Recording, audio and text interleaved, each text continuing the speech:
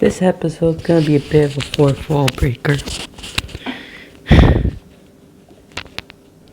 Today is gonna be day where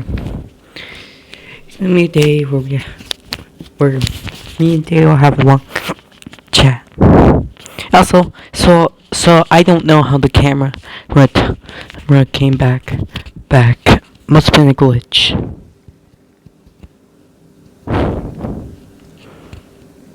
And of course they're still asleep.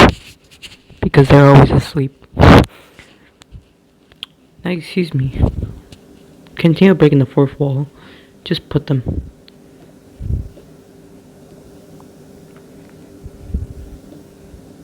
Just figure out what to do with them. Just happy like, okay, that's good. Yeah, bit of a fourth wall breaking episode. Didn't expect that. So Theo, how's it going? Good. I seem perfectly fine. My voice actor right now has a water bottle. Little two packs of some fruit snacks, a mic next to her mouth, and a 6 gig of RAM 4K 60 FPS Samsung Galaxy S9 Plus, ready to tell you about what you need to know. Now, I kind of want to know what has been going on with basically like life when it comes to like you, Nickelodeon, and Disney. Well, let me give you a bit of a backstory. So during 2020, I started kind of watching Nickelodeon on cable. Well, in my spare time, I wasn't really playing. This was kind of when I felt not playing games as much as I would, and being a bit more tired. I'd enjoy watching Nickelodeon. They were all sorts of shows. Some were good,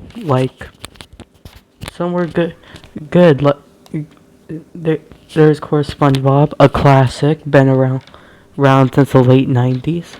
He's still alive somehow. How living through multiple console generations. It's surprising.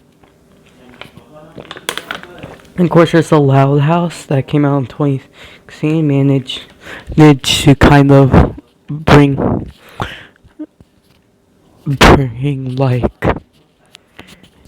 managed to get up as like a major Nickelodeon property, up with like SpongeBob somehow. No. And then of course there were some of the niche ones that were the niche cable exclusives, like Side Hustle, really good show. But they were a lot of bumpy roads. Some episodes of Danger Force weren't that good. The Nickelodeon 2020 Kid Choice Awards, it wasn't great. Let's just say the 2021 one was way better than the 2021. We don't speak about the 2021. And of course, they had to do it in motherfucking quarantine because freaking COVID.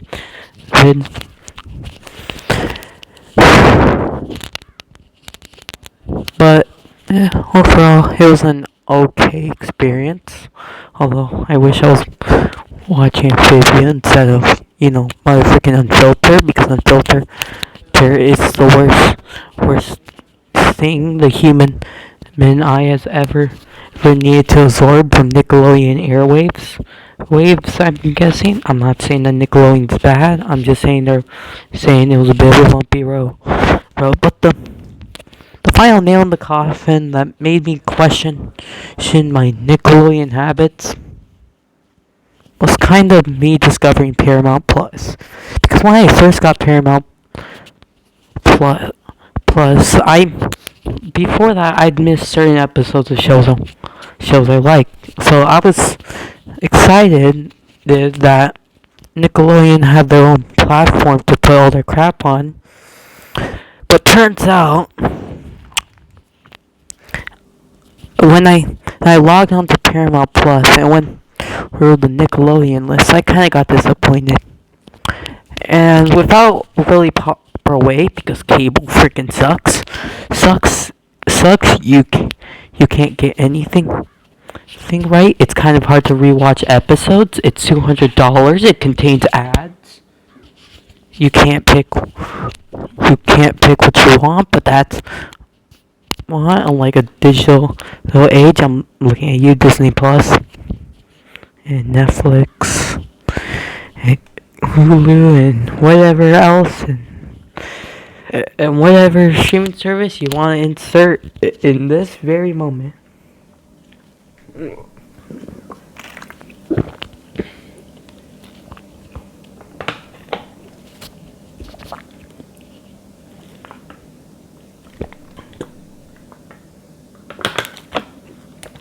Okay, so late to mid 2021, I kind of did give up on. I'm starting to give up on Nickelodeon. I remember back day. I'll go into the living room. My younger sister would be watching Teen Amphibia clips on YouTube.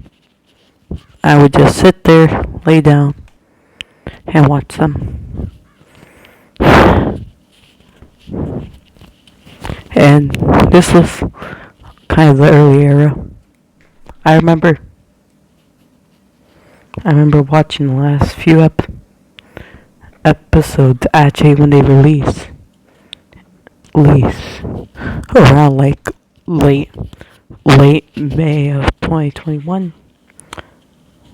No, it was 2022. Sorry, wrong year. I remember,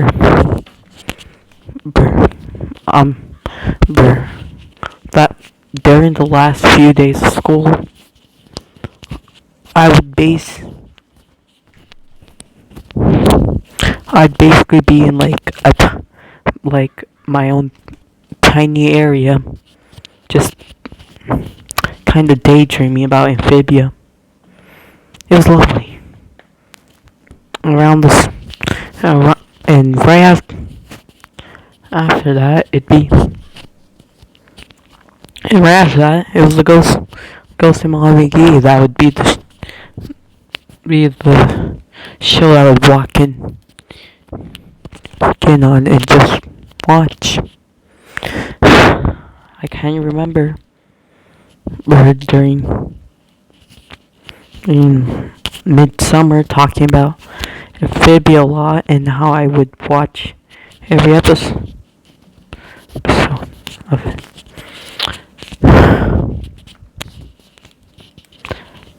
And then it wouldn't be until late July, that I would watch Amphibia, and throughout two sleep breaks, waking up at like 6 or 4 a.m., turning on the TV, using my Xbox Series X, going on to Disney Plus, and clicking on another episode of Amphibia. It was joy. I even streamed the process the first day. It was a very lovely experience. I remember. I remember the first emotional scene. I remember watching the scene on Toad Tower where he explodes and Sasha falls off. She may have not died, but it was a very emotional moment. I remember I was almost put to the point of the tears near the end of Amphibia.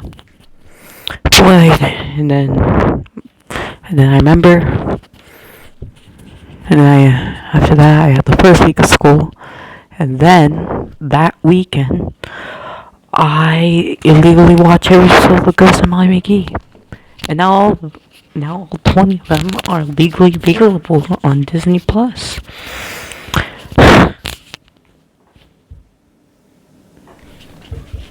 I was gonna watch it on my Samsung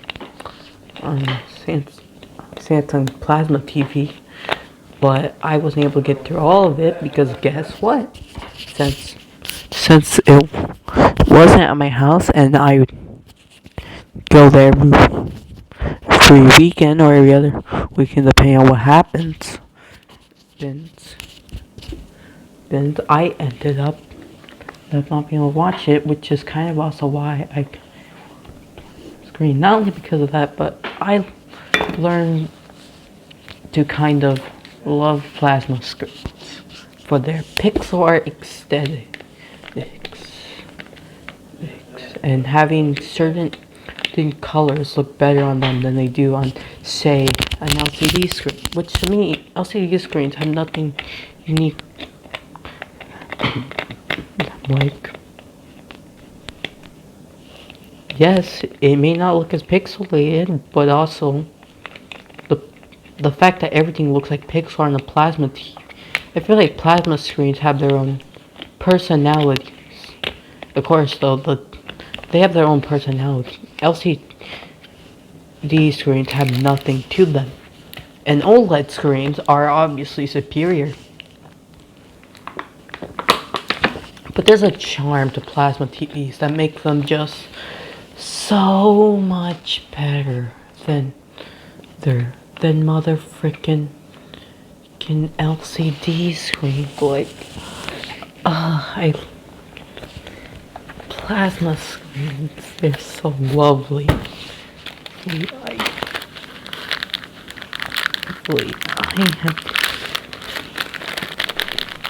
I've been, of course, so I've been using plasma screens for almost as long as I've been for almost as long as it goes around for almost as long as the Ghost of Malagi's been around for, since late 2021. But with me, of course, having a Switch OLED with that 7-inch OLED screen, having dark blacks instead of gray. It's lovely. And with the S9 Plus also having an OLED screen, I've learned that OLEDs are superior, but I have learned to love plasma screens. I've also learned that LCD screens aren't that great. Like, they just feel like the generic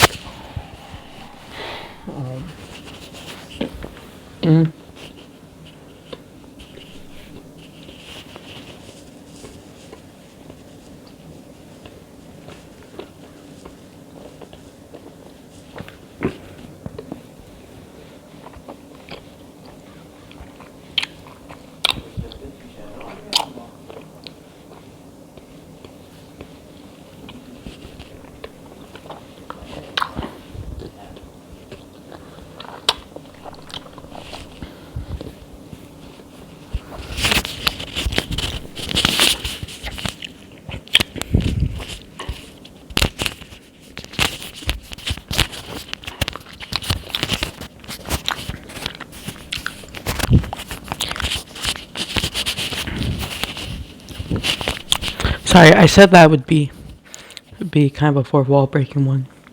And then somewhere around, like, I'd say like August or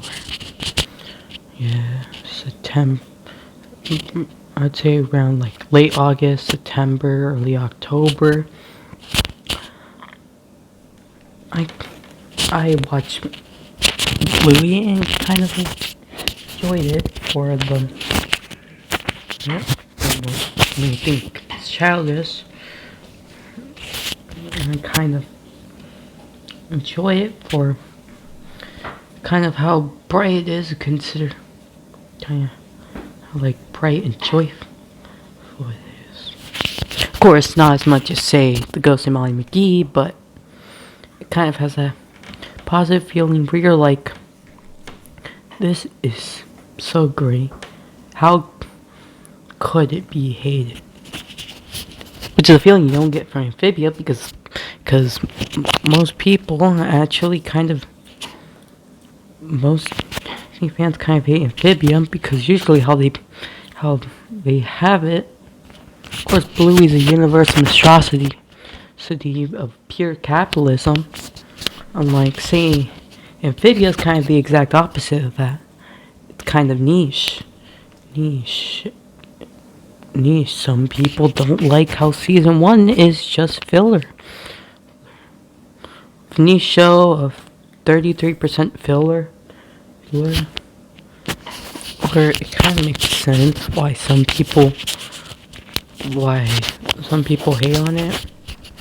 And then there's just Hamster and Gretel, which is just why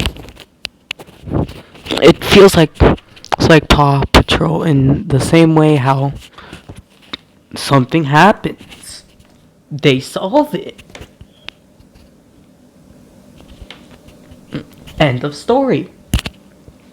It feels like there's a lack of progression. It feels like nothing matters. Kind of like me going to school now.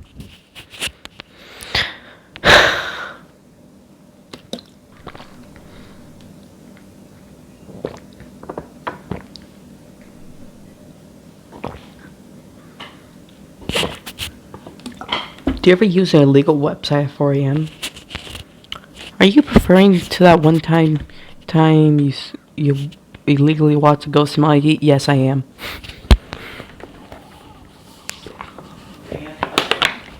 Which I want to mention certain things of like how, of course, Amphibia and Ghost of Molly kind of changed my life, my views on life in certain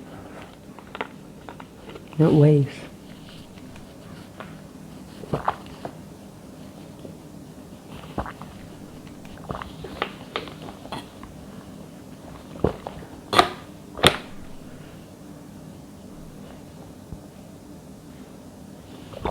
Like, there's a lot to it with my mention about it. Kind of like how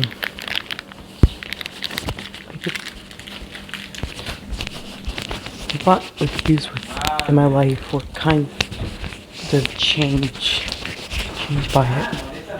And truly feel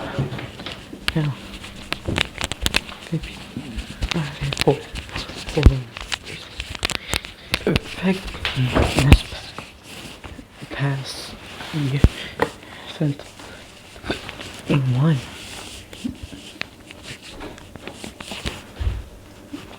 It kind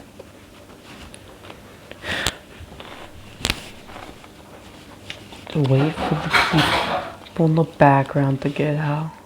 So I can get back to recording.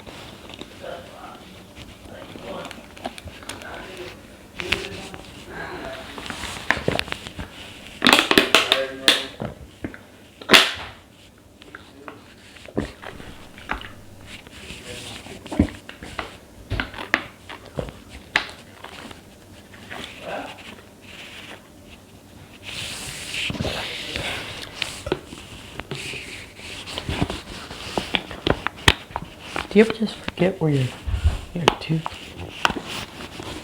and toothpaste are, so that you can't brush your teeth, so you have to use Orajel?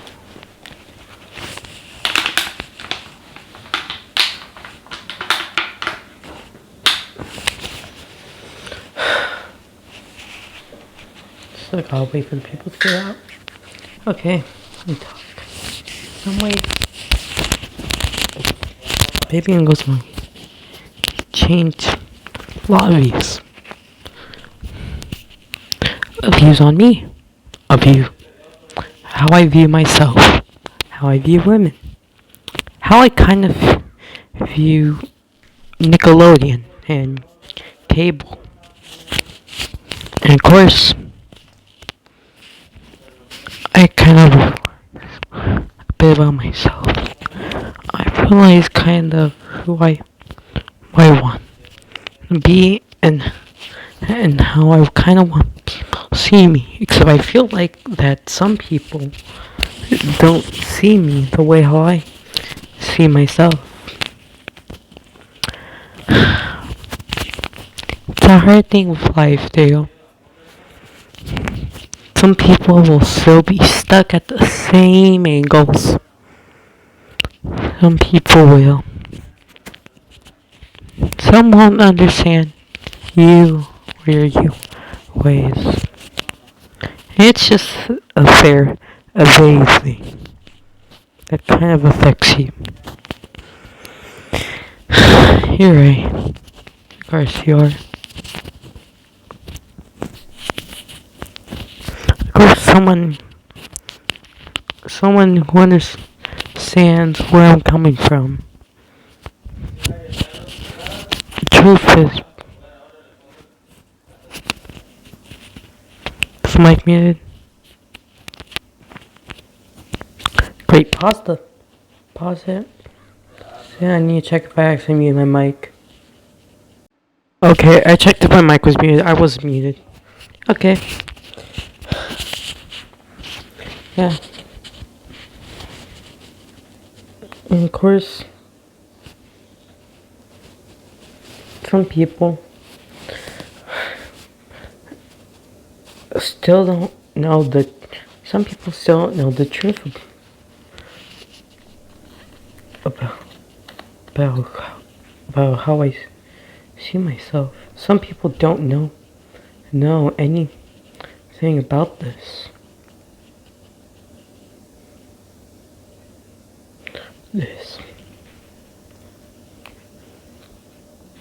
Which I kind of know truly why. Why? It's because no matter how many videos I make about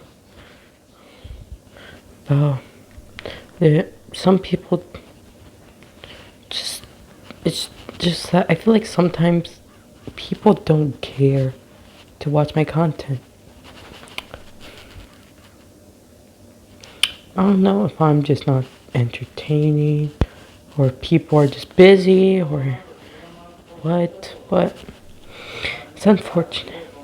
I also do hope to make more content by winter break, and hopefully for the some that are just busy, they'll have time during winter break to watch my content.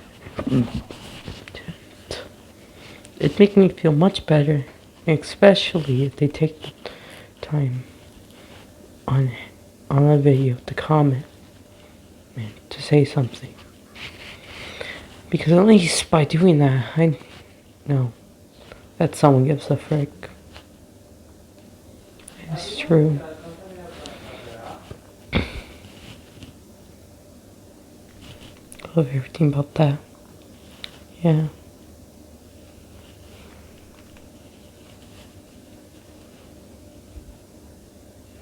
I think this is long enough.